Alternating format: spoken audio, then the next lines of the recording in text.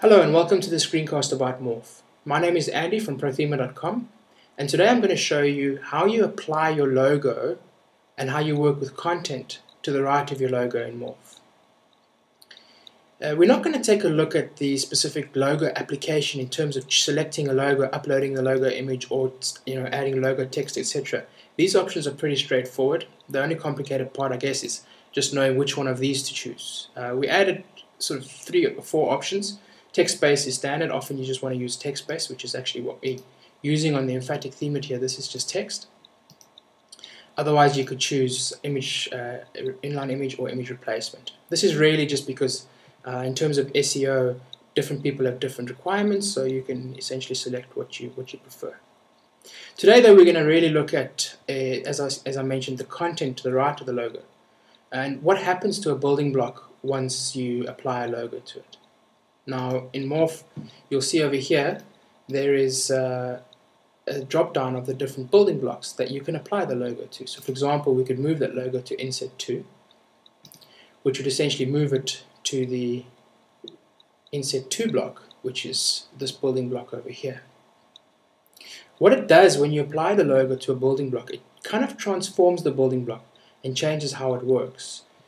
So, if we save that quickly, it'll move the logo out of this block down into the block below. Right. So now we just have the search box. So this block now acts like any normal block. The masthead block is a standard block now, but this block, Inset 2, has actually changed to a logo block. So depending on where you apply the logo, that building block itself changes a little bit. And let's take a look at what happens and how it changes. So if we go back to the Customize tab and to the logo settings, you can see we can leave it at Inset 2, and in fact what I'd like to do is I've prepared a couple of modules over here, some test modules, and we'll take a look at the standard way that a block works, and then we'll apply the logo back and sort of see the differences and how that works. So now we've applied 2 modules, that's one and that's the other one. They just don't have any titles yet. Well, they do have titles, but the titles aren't displaying based on the building block settings. So if we go to the masthead block, and these are the settings for this block that we're looking at over here. Right. So if we change the Chrome to basic, then our modules will actually get titles. That's because the none Chrome only outputs the contents of the module. So now you can see here we've got the search module and then the 2 test modules. Now this is any building block in Morph would behave like this as you apply modules to them. You change the Chromes. Over here though we could choose a grid, and then when we refresh you'll see that the modules, let's try that again, the modules line up side by side like that. So what happens now when we apply a logo to the block? Well, let's go back to the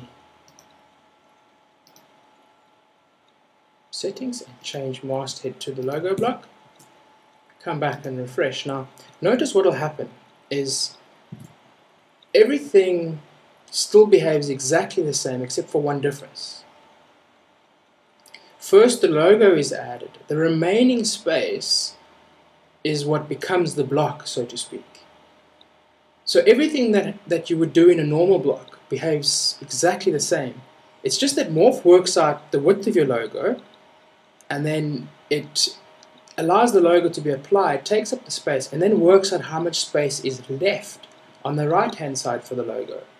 And then everything that you do would be done in that space now.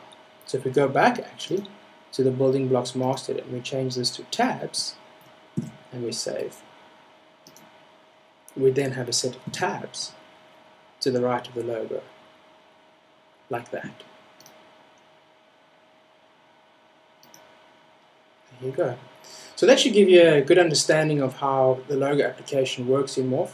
Obviously if you moved the logo to a different block now, then it would do exactly the same thing here in the other block. And that's about it. I hope that clears things up and makes it easier to understand what happens and how a logo is applied in Morph.